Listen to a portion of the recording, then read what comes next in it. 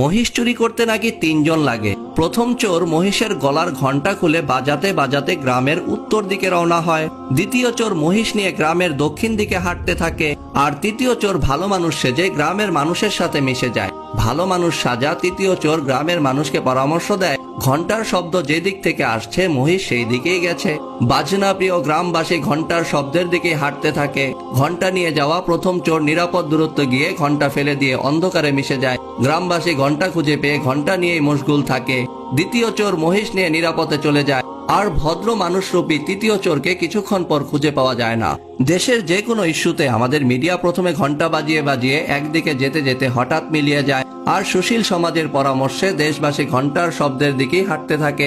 আর এদিকে ঘটনার মূল নায়ক ঘটনা ঘটিয়ে নিরাপদে প্রস্থান করে। মিডিয়া এক সময় থেমে যায়। তখন দেশবাসী কুড়িয়ে পাওয়া ঘণ্টা বাজাতে থাকে।